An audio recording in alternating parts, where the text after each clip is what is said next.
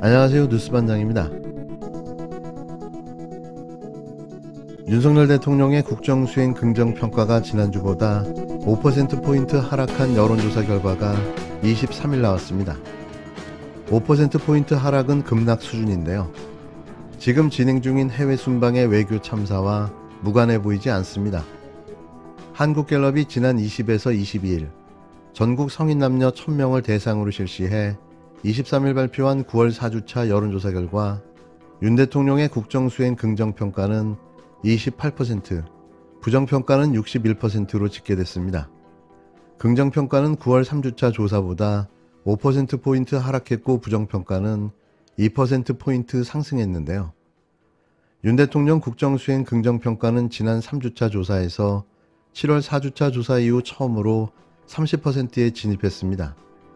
하지만 일주일 만에 다시 20%대로 떡락하고 만 건데요.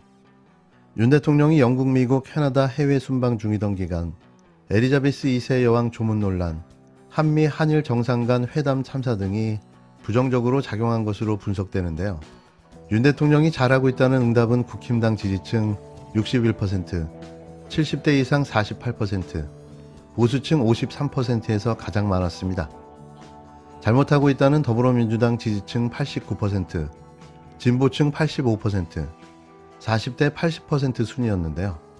대통령 직무수행 긍정평가자에게 이유를 물은 결과 열심히 한다, 최선을 다한다 9%, 국방안보 7%, 전반적으로 잘한다, 외교 6%, 전정부 극복, 결단력, 추진력 뚝심 5%, 공정정의 원칙, 주관소신, 진솔함 솔직함 거짓 없음 4% 순으로 나타났는데요.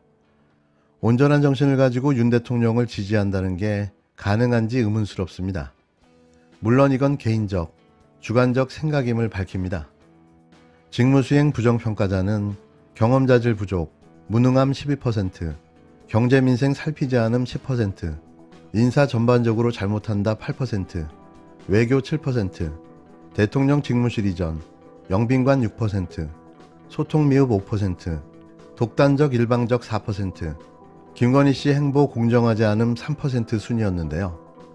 그냥 다 싫은 거죠. 저도 그렇습니다. 정당 지지율은 국힘당과 더불어민주당이 나란히 34%를 기록했는데요. 지지하는 정당이 없는 무당층은 27%였고 정의당은 5%였습니다. 국힘당 지지도는 전주에 비해 4%포인트 하락했고 민주당 지지도는 3%포인트 상승했는데요.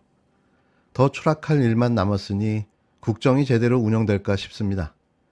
이쯤에서 내려오는 것도 답이 될 텐데요. 더 버텨봐야 희망이 있을까요?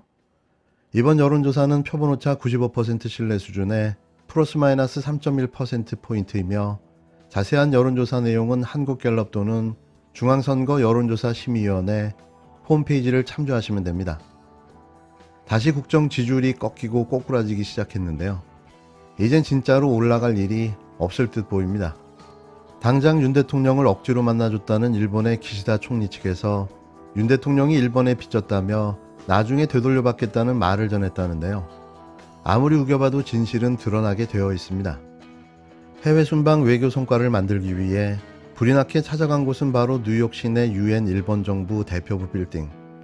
아마 윤 대통령은 그곳이 일본 정부 대표부가 있는 건물이며 사무실이 있는 곳인지도 몰랐을 겁니다. 사진 한 장 찍자고 본진에 머리를 숙이고 들어간 굴욕 외교를 벌이고 만 건데요. 이래서 전 국민이 분노하고 있는 거죠. 윤 대통령과 기시다 일본 총리가 현지 시간 21일 미국 뉴욕에서 가진 약식 회담에서 기시다 총리는 퉁명스러운 표정으로 별말이 없었던 반면 윤 대통령은 열심히 설명했다고 아사히 신문이 회담 배석자를 인용해 23일 보도했습니다. 이런 게 진짜 쪽팔린 거죠. 신문은 회담 배경을 보도하며 참석자 중에는 일본은 안 만나도 되는데 만났으니 한국은 일본에 빚을 졌다고 말하는 사람도 있다고 전했는데요. 이날 두 정상의 30분간의 만남에 대해 한국 정부는 약식 정상회담이라고 했지만 일본 정부는 간담회라고 표현했습니다. 상당 시간 대화를 했음에도 굳이 회담이라는 말을 피한 이유는 양국 간 최대 현안인 일제강점기 강제동원 피해자 소송과 관련해 진전이 없는 상황에서 정상회담은 안 된다는 입장을 고수하기 위해서였는데요. 지난 15일 한국 대통령실이 양측이 정상회담을 하기로 합의했다고 발표한 데 대해 기시다 총리는 화를 냈다고 신문을 전했습니다. 총리 측근은 총리는 열받았다. 정말 만나지 않겠다고 말했다고 전했는데요. 총리 관저 간부도 신뢰 회복을 향해 차근차근 나아가지 않으면 안 되는 때에 일방적으로 발표한 의도를 전혀 모르겠다고 곤혹스러워한 것으로 전해졌습니다. 그런데도 만남이 성사된 것은 한국 정부로부터 만나고 싶다는 요청이 거듭됐기 때문이라는 건데요. 일본 측은 시간과 장소를 알리며 이 시간과 장소가 아니면 무리다. 그래도 온다면이라고 전했다는 겁니다. 이에 윤 대통령은 일본이 말한 시간과 장소에 맞춰 방문했는데요. 일본 기자들은 일본 대표부 건물에 있었기에 두 사람의 만남을 사전 준비 장면부터 목격했지만 당시 한국 기자들은 회담장이나 성사 여부를 몰랐던 겁니다. 신문은 총리와 대면한 윤 대통령이 회담이 단시간에 끝나지 않도록 조금이라도 시간을 끌려 했다고 보도했는데요. 굴욕의 구걸 외교의 끝판을 보여줘 버린 겁니다. 기시다 총리는 22일 기자회견에서 회담 분위기에 대한 질문의 실무적 분위기였다고만 말했는데요. 하지만 강제동원 문제 진전은 없었다. 신문은 출석자 중 한 사람이 아무 성과도 없는 가운데 한국 측이 만나자고 해서 이쪽은 안 만나도 되는데 만난 것이라며 한국은 일본에 빚을 졌다. 당연히 다음에 성과를 가져올 것이라고 말했다고 전했습니다. 기시다 총리는 회담이 끝난 후 주위에 상대방, 그러니까 윤 대통령도 의욕을 보이고 있다. 앞으로 얼마나 잘하는지 솜씨를 지켜보겠다고 말했다는데요. 이게 한일 간담회의 전말입니다. 이런 게 쪽팔린 겁니다. 이게 부끄럽고 한심한 일인 거죠. 한일 관계의 특수성을 조금이라도 이해하고 있다면 이런 굴종 외교는 하지 못했을 텐데요. 대체 왜 일본과 그토록 외교 정상화를 해야 하는 걸까요? 정말 부끄럽고 창피합니다. 김은혜 홍보석이 윤석열 대통령의 실언을 바이든이 아니라 날리면이고 대한민국 야당을 향한 발언으로 해명했습니다. 이번 김은혜 수석의 해명은 국민은 물론 전 세계를 상대로 한 사상 최악의 거짓말입니다. 해명은 사실을 밝히는 것이지 거짓말로 사실을 덮는 것이 아닙니다. 온 국민이 들었고 전 세계로 보도되는 대통령의 실언을 눈 가리고 아웅하며 속이겠다니 정말 뻔뻔합니다. 김수석 말대로면 국민이 바이든과 날리면도 잘못 알아듣고 미국 의회와 대한민국 국회도 구분 못한다는 말입니까? 세계 유수 언론이 윤 대통령의 비하 발언과 욕설을 보도했는데 김은혜 수석은 전 세계를 상대로 거짓말을 하는 것입니까?